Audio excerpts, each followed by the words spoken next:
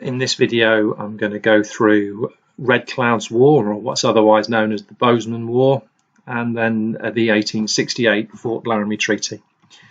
So in the previous video, we spoke about Little Crow's War, or the Dakota War of 1862, and then we spoke about the Colorado War and the Sand Creek Massacre of 1864.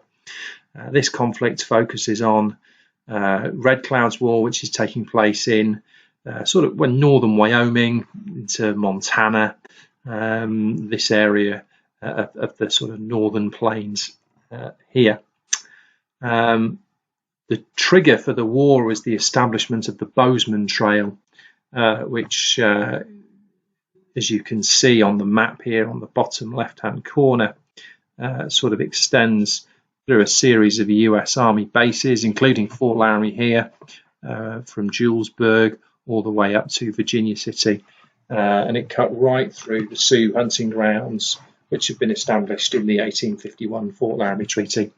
Unsurprisingly, that led to conflict between the Lakota Sioux and the US Army. In 1866, the government started discussions with the Indians to try to stop the attacks on miners and settlers in the trail, on the Bozeman Trail. But Red Cloud, the leader of the Lakota, stormed out of the talks when he learned that 2 forts were being planned on Indian land. Red Cloud and 3,000 Sioux warriors, including the great warrior Crazy Horse, then went to war against the US Army, attacking forts as well as settlers.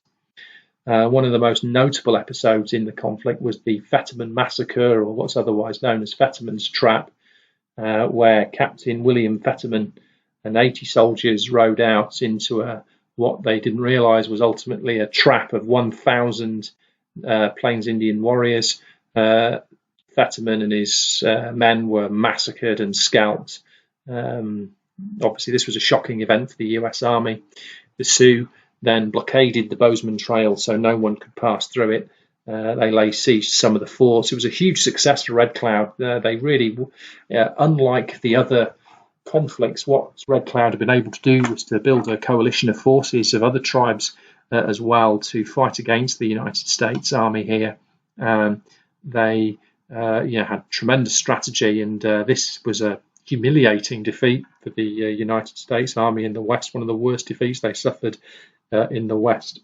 And the US government had to admit defeat and began to change its policy. That's in part why we get President Grant's peace policy in this period that I mentioned in a previous video, which also dates to 1868. This event also leads to the 1868 Fort Laramie Treaty. And this is not quite as complicated as the first Fort Laramie Treaty in 1851 rather. This second Fort Laramie Treaty, the US government agrees that they'll abandon the Bozeman Trail and the forts on the Bozeman Trail. In exchange, Red Cloud agrees to move his tribe to a reservation, what's going to be known as the Great Sioux Reservation, stretching from the Black Hills of Dakota to the Missouri River. However, it's important to note that some of the leading Sioux Indians, like Crazy Horse and Sitting Bull, refused to accept the treaty. And that, of course, set the stage for conflicts in the 1870s as another example of a tribal leader negotiating a treaty that not all members of the tribe feel obliged to follow. And of course, the US would also violate this treaty in the 1870s as a result of their attempts to seize the Black Hills from the Lakota. This map here just shows you an outline of the reservation. The purple line shows you the original extent of the reservation, and then you can see, if you look at the key there, how that land was whittled away from the Lakota in subsequent years. And of course, the key thing about this reservation was that it incorporated the Black Hills. This was sacred land for the Lakota. This is where they believe their entire civilization emanates from. And so this was priceless. This was of absolute massive importance to them. They would fight to the bitter end to try to keep that land. So if we just draw together some themes from the Indian Wars of the 1860s, from the 3 conflicts that you need to be aware of, we see some common themes. We see, don't we, that the US government reneges on promises made in previous treaties, particularly the 1851 Fort Laramie Treaty. We see that the treaty signed by the US with the Plains Indians was undermined by the tribal structures, as not all of the bands or tribes within a nation accept the treaties nor the authority of the chiefs who signed them. Rather than protect the Native Americans from the white encroachment, as the treaty specified that they should do, the US Army actually sided with the settlers against the Native Americans in violating the treaty. And usually the US Army was able to overwhelm the Native Americans in the end. However, Red Cloud's war stands out because, of course, in this case, the US Army was unable to defeat the Lakota Sioux. Red Cloud was able to unite more tribes behind his strategy, and therefore the Plains Indians were a more effective fighting force than they were in the Colorado War or the Dakota War.